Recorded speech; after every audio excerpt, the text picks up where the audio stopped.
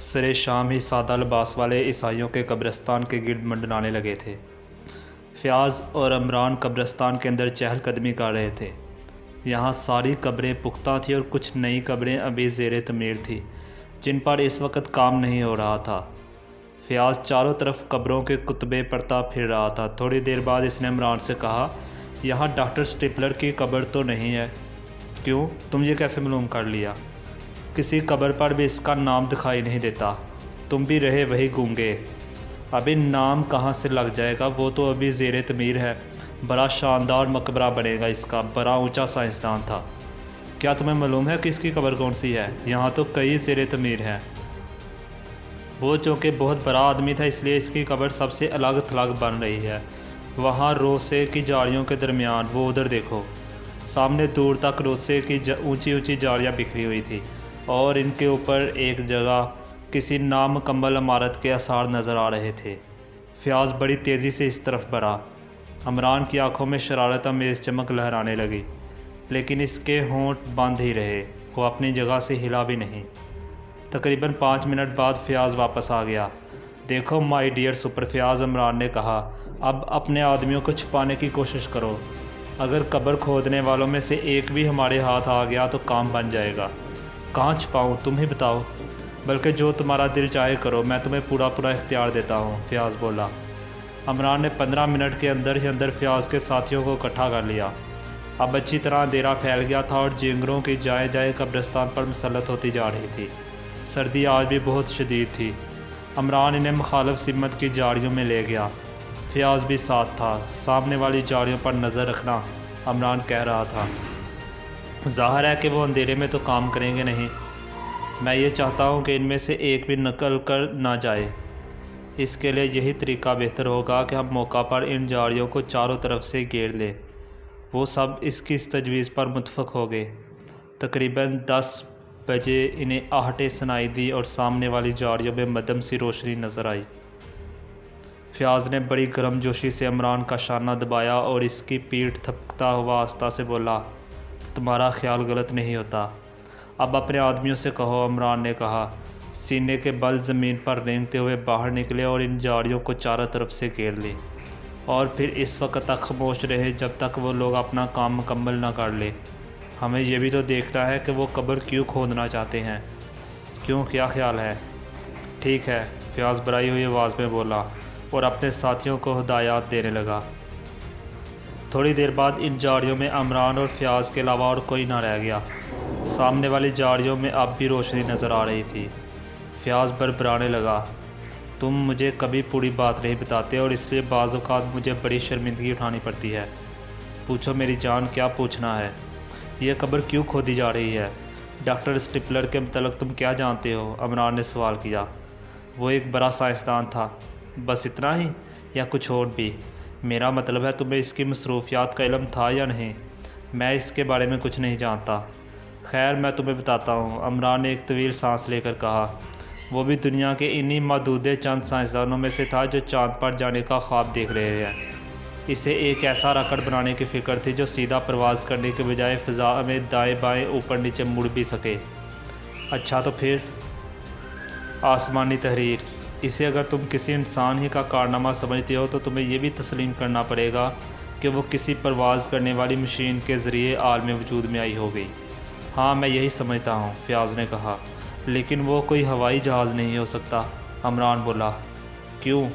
ہوائی جہاز کی پرواز اتنی اونچی بھی ہو سکتی ہے کہ اسی کی مناسبت سے ہمارے یہاں سرچ لائٹیں بھی موجود ہیں، لیکن کیا تمہیں یاد نہیں کہ وہ پرواز کرنے والی مشین ہماری سرچ لائٹوں کے دائرہ عمل سے باہر تھی، یعنی ان کی روشنی اس تک نہیں پہنچ سکی تھی؟ ہاں مجھے یاد ہے۔ لہٰذا وہ ہوائی جہاز نہیں ہو سکتا، لیکن راکٹ؟ ہاں راکٹ۔ فیاض نے ایک طویل سانس لی۔ لیکن ڈاکٹر سٹیپلر کی قبر کیوں کھودی جا رہی ہے؟ اماں کیوں چاٹ رہے ہو میرا دماغ؟ عمران جھنجھلا گیا۔ یہ تو اب دیکھیں گے کہ قبر کیوں کھودی جا رہی ہے۔ تھوڑی دیر صبر کرو، اگر مجھے معلوم ہوتا تو ضرور بتا دیتا۔ فیاض خاموش ہو گیا۔ اسے اسی میں بہتری نظر آئی۔ معاملات کی تہہ تک پہنچنے کی کوشش کرنے لگا۔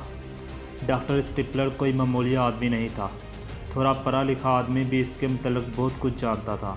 پچھلے سال وہ برطانیہ میں مقیم تھا اور ان سائنسدانوں کے ساتھ کام کر رہا تھا جنہوں نے چاند تک پہنچنے کا منصوبہ بنایا تھا۔ پھر اچانک وہ عارضہ قلب میں مبتلا ہو کر برطانیہ سے واپس آ گیا۔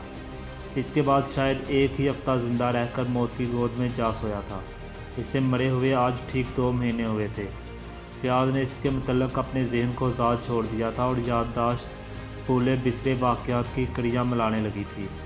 عمران کے خیال دلانے پر وہ بھی اس آسمانی تحریر کے سلسلے میں کسی راکٹ ہی کے امکانات پر غور کرنے لگا تھا، مگر اس کے ذہن میں وہ سوالیہ نشان اب بھی باقی تھا، یعنی ان واقعات اور ڈاکٹر سٹیپلر کی قبر کھودنے سے کیا تعلق ہو سکتا ہے؟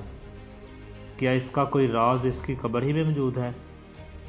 لیکن اس نقطے پر وہ زیادہ دیر تک غور نہ کر سکا، کیونکہ یہ خیال ہی مضحکہ خیز تھا۔ جاسوسی ناولوں کی ہی بات، فلاں کی قبر کھودی گئی اور اس میں اس کی لاش کی بجائے بندریا بجو برآمد ہوا۔ محکمہ سراغ رسانی کے لیے لمحہ فکریہ، اور سب سے زیادہ ذہین سراغ رساں معاملے کی تہہ تک پہنچ گیا، یعنی وہ بندریا بجو مرنے والے کا دودھ شریک بھائی تھا جو مرنے والے کا بیس بدل کر اللہ کو پیارا ہو گیا تھا۔ قبر میں فرشتوں نے چہرے پر ہاتھ پھیرا تو رنگ و روغن عیاری کا اڑ گیا اور بندریا بجو کی شکل نظر آئی، اور فرشتے اپنے اس بلنڈر پر بہت خفیف ہوئے۔ فیاض اسی اوٹ پٹانگ باتیں سوچ رہا تھا۔ حقیقت یہ تھی کہ سردی اس کی برداشت سے باہر ہوئی جا رہی تھی، اور وہ اپنے ذہن کو جسم سے الگ رکھنے کے لیے اوٹ پٹانگ باتیں سوچ رہا تھا۔ اچانک عمران نے اس کا شانہ جھنجھوڑ کر کہا، چلو اب ہمیں دیر نہ کرنی چاہیے۔ چلو، فیاض نے چونک کر کہا۔ یوں نہیں، بلکہ اسی طرح جیسے دوسرے گئے ہیں، عمران زمین پر گرتا ہوا بولا۔ فیاض نے بھی اس کی تقلید کی۔ وہ دونوں سینے کے بل آگے کی طرف کھسکنے لگے۔ وہ ان جھاڑیوں تک 3 منٹ کے اندر ہی اندر پہنچ گئے۔ یہاں اب بھی مدھم سی روشنی نظر آ رہی تھی۔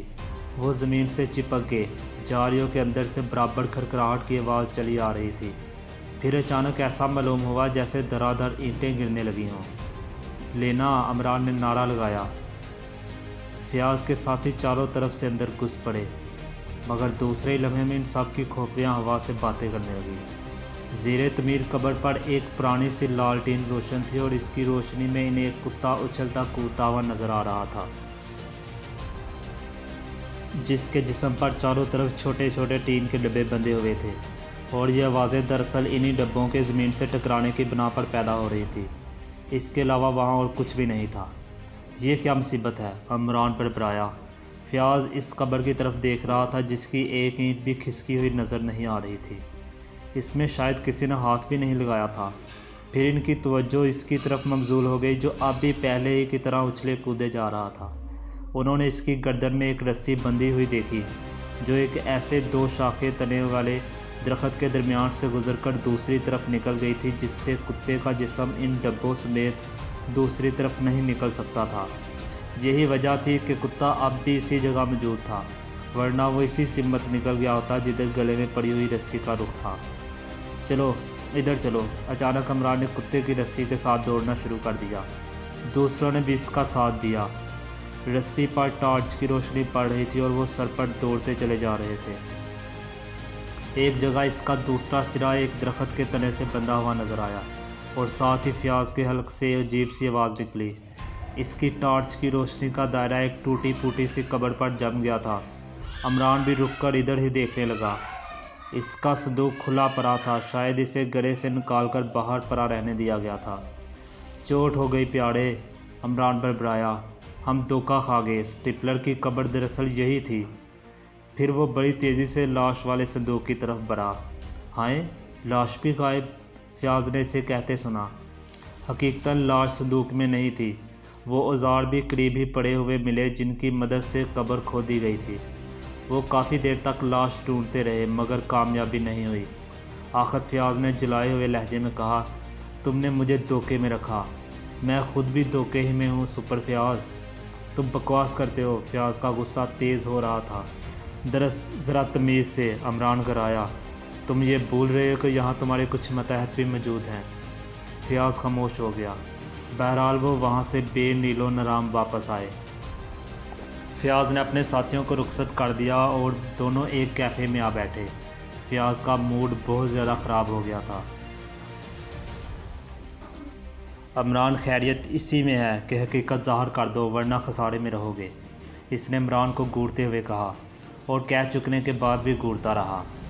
یار تم بڑے احسان فراموش ہو، اتنی دیر تمہارے ساتھ جک مارتا رہا اور میں اور کچھ نہیں سننا چاہتا، اور نہ اسی پر یقین کرنے کو تیار ہوں کہ تم اس کی قبر کے متعلق دھوکے میں تھے۔ کیوں یقین کیوں نہ کرو گے؟ تم نے جس قبر کی طرف اشارہ کیا تھا اسی قبر پر انہوں نے اپنا جال کیوں پھیلایا تھا؟ ہاں، اب یہ تم مجھ سے پوچھ رہے ہو؟ اپنی حماقت کو الزام نہ دو گے کہ اتنے آدمیوں کی بھیڑ لے کر سرے شام ہی وہاں پہنچ گئے تھے؟ ہو سکتا ہے کہ وہ لوگ پہلے ہی سے تار گئے ہوں اور انہوں نے یہ بھی دیکھ لیا ہو کہ کسی قبر کے متعلق غلط فہمی میں مبتلا ہیں۔ یار ذرا کھوپڑی استعمال کرو سپر فیاض، تم مجھے مطمئن نہیں کر سکتے۔ کوئی میں نے مطمئن کرنے کا ٹھیکہ لے رکھا ہے؟ جہنم میں جاؤ، عمران چلا کر بولا۔ اس سے کام نہ چلے گا، میں اسی وقت تمہاری ہتھکڑیاں لگا سکتا ہوں، فیاض گرایا۔ راجہ ہو شہر کے، عمران بے بسی سے بولا۔ فیاض اسے بددستور گھورتا رہا۔ وہ سوچ رہا تھا کہ عمران یقیناً کوئی چال چل رہا ہے، مگر اس چال تک پہنچنا کم از کم فیاض کے ذہن کے بس کا روگ نہیں۔ وہ یہ بھی جانتا تھا کہ عمران اسے کچھ نہ بتائے گا، خواہ وہ اسے پھانسی پر کیوں نہ لٹکا دے۔ عمران نے بیڑے کو طلب کر کے چائے کے لیے کہا اور خود اونگنے لگا۔ پتہ نہیں فیاض کو چرانا چاہتا تھا یا سچ مچ اسے نیند آ رہی تھی۔ فیاض ویسے ہی برا بیٹھا رہا۔ تھوڑی دیر بعد عمران نے چونک کر کہا، ایک تدبیر سمجھ آ رہی ہے، اس واقعہ کو اخبارات میں اشاعت کے لیے دے دو، تمہارا نام ہوگا اور کام بھی چل جائے گا۔ میں سمجھ گیا، فیاض گرایا۔ اس وقت تم نے مجھے دھوکے میں رکھ کر اپنا الو سیدھا کیا ہے۔ وہ تو اب بھی ٹیڑھا ہے سپر فیاض۔ ویسے اس واقعہ کی پبلسٹی سے تم کافی فائدہ اٹھا سکتے ہو۔ کوئی نہ کوئی تمہیں یہ ضرور بتائے گا کہ ڈاکٹر سٹپلر کی لاش کیوں چرائی گئی ہے۔ اچھا، فیاض اسے تیز نظروں سے دیکھتا ہوا بولا، اس سے کیا فائدہ ہوگا؟ بس اس آسمانی تحریر سے سٹپلر کی لاش کی کڑیاں مل جائیں گی۔ کس طرح وہ بھی تو بتاؤ؟ مجھے معلوم ہوتا تو میں تمہاری جھرکیاں کیوں سنتا، عمران نے مسمسی سی صورت بنا کر کہا۔ فیاض سمجھ گیا کہ وہ اس سلسلے میں بہت کچھ جانتا ہے لیکن ابھی بتانا نہیں چاہتا۔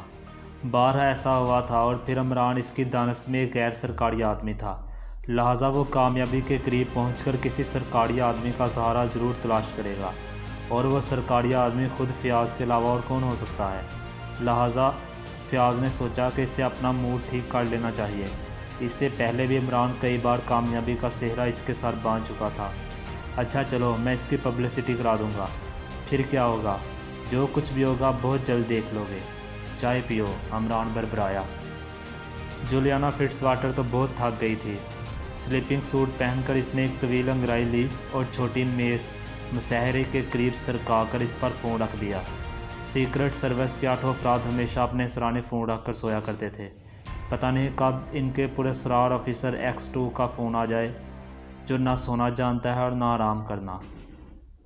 جولیا مسحری پر لیٹ گئی اور لیٹتے ہی ذہن پر غنودگی کا غبار چھا گیا، لیکن وہ کچی ہی نیند میں تھی کہ فون کی گھنٹی بجی۔ گھنٹی کی آواز اس وقت اسے اتنی گراں گزری کہ اس کا چہرہ کافی حد تک مضحکہ خیز نظر آنے لگا، لیکن ہاتھ کسی مشین کی طرح ریسیور پر جا پڑے۔ یس سر۔ اوہو، اب تو تم میری آواز پہچاننے لگی ہو۔ یس سر۔ کیوں، کیا رہا؟ آپ کی ہدایت کے مطابق قبر کھودی گئی، لیکن آپ کو یہ سن کر حیرت ہوگی کہ تابوت لاش کی بجائے پتھر بڑے ہوئے تھے۔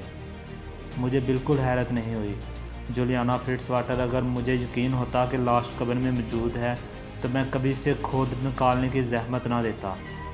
کیا آپ مجھے کچھ پوچھنے کی اجازت دیں گے؟ پوچھو، اگر مناسب سمجھوں گا تو جواب ضرور ملے گا۔ یہ قصہ والٹن کی لاش سے شروع ہوا تھا، ڈاکٹر سٹپلر کی قبر سے اس کا کیا تعلق؟ یہ بھی اسی سلسلے کی ایک کڑی تھی۔ تم لوگ بہت جلد ایک بہت بڑا کارنامہ انجام دو گے، مجھے یقین ہے، لیکن کیپٹن خاور کو بھی جعفری کی طرح روپوش ہو جانا چاہیے۔ آپ اسے براہ راست ہدایت دیں گے یا میں مطلع کر دوں؟ جولیا نے پوچھا۔ میں اسے مطلع کر دوں گا، لیکن تم لوگ نہ صرف اسے بلکہ جعفری کو بھی نظر میں رکھو گے۔ بہت بہتر۔ ایک بات اور، قبرستان میں پولیس موجود تھی۔ ہم سمجھتے تھے شاید ہمیں مجرموں کو دھوکہ دینا ہے۔ ہم نے در حقیقت مجرموں کو دھوکہ دیا ہے، X2 بولا۔ اب وہ ہمیں 100% کسی دوسری پارٹی کے بدماش سمجھنے لگیں گے۔ پہلے بھی سمجھتے تھے، اب یقین آ جائے گا۔ خیر ہاں تو بس کل کا اخبار ہی دیکھ کر تم حالات کا اندازہ کر لو گی۔ کیپٹن فیاض کے ساتھ وہ لفنگا عمران بھی موجود تھا، آپ اسے جانتے ہی ہوں گے۔ ہاں میں اسے جانتا ہوں، ہے کام کا آدمی لیکن اتنا بھی نہیں کہ ایکسٹرو کے کسی خام میں رخنہ اندازی کر سکے۔ دوسری طرف سے سلسلہ منقطع کر دیا گیا اور جولیا بھی ریسیور رکھ کر دوبارہ سونے کی کوشش کرنے لگی۔